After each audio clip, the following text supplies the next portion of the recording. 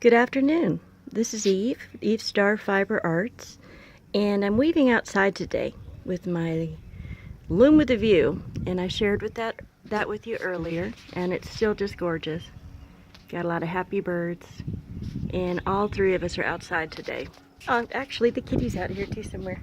So we all had to be outside.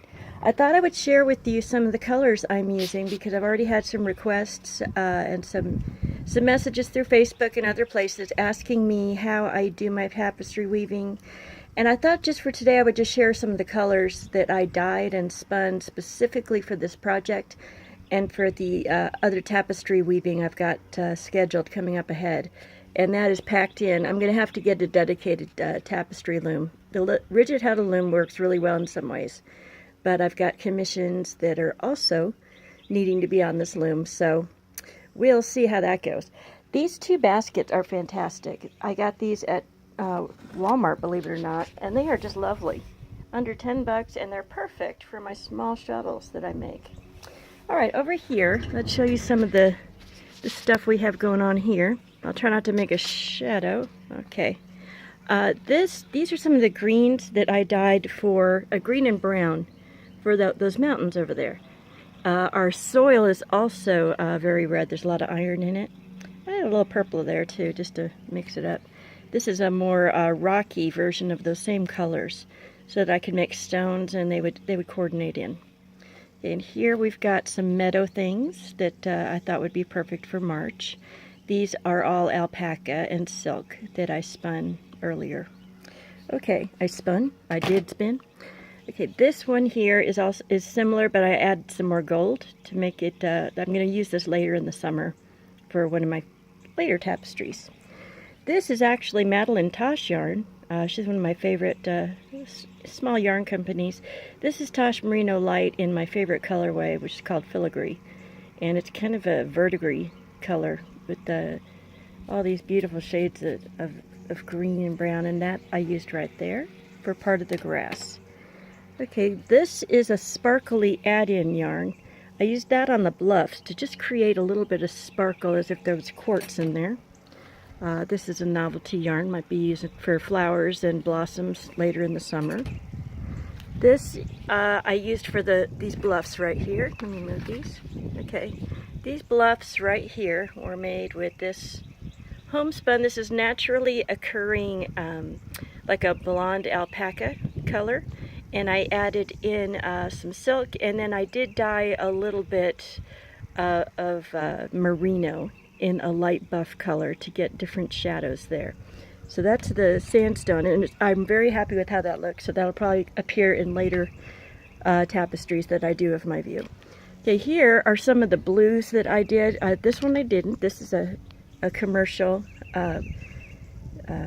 chenille. This I made from sari silk waste, the thrums, the throwsters. It's basically the lint that they pull out of the machines. It's not the thready lint. That is kind of a different product that I use. This is more like a drier lint fluff. And I just love that blue. And sometimes I over dye that with purple. And it's just lovely. I did that for my blueberry yarn. This is also commercial yarn. I use this for part of the river. It's a tape, it's cotton, and it's got a little bit of a gold sparkle. I really like that. And this is an actual denim indigo yarn. And I've used this in many projects. It's by E-L-L-E. It's discontinued, so I'm just saving every yard. But Paula, the rest of this is for you, for your commission, so don't worry. For her Ozark Fiesta, her Florida Ozark Fiesta. And this is another gold sparkle that I used in these sandstone cliffs over there. Okay, for my blues, I wanted sky blue and river blue. And I wanted them to be kind of distinct. And to me, the sky, even though today there's some warm blue in it, is still a cooler cerulean blue compared to what you think of as in a river. And our white river is misty, and so we're going to have that going on as well.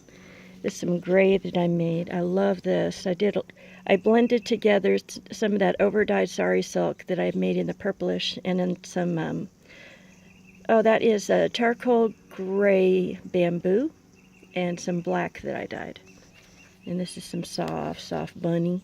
This is left over from a bunny project that I just finished. And there we have some purple coming in and getting darker. This is some White River blue. I've already started using that for the river. That's what you see right here in the river. And this, the edging is that tape right there. I did that on the edges. And this is a very light purpley gray that I made that's basically just cotton and silk, and it feels wonderful. Almost feels like paper, but feels really good. This is that Wilton dyeing I talk about so much, breaking the Wiltons into different segments. And then I did one real thin, and I did one thicker, and then I spiral plied those together. So those would be for the mountains, so we get some purple there. And this is also a thin coil that I made in a lavender gray. And this will also be for the mountains as they get up closer to the clouds. This purple, I don't know if I'm going to use it in this project, but I just love the warm and the cool and the little bit of peachy pink that's in there. And then up here, I'll be brief. These are all the greens. Most of these I dyed. I don't think I see any commercial in there. This is a sari silk green, but other than that, I made all the rest of them. And some are alpaca, some are just merino and cotton and silk. And then that have my dark green evergreen for the shadows and for the darkest foliage. So I think that covers most of it. I have a few over here. I did make this basket the other day. I think it turned out super cute. And that's holding a bunch of other hand spun. Down here we've got some more, some purples and some creamy colors. And so there I am, set up, ready to go. And this is Eve Starr coming to you from Eve Starr Fiber Arts here in the Ozarks. And take some time every day for a little bit of artisanal luxury. It's really a necessity. Enjoy your spin.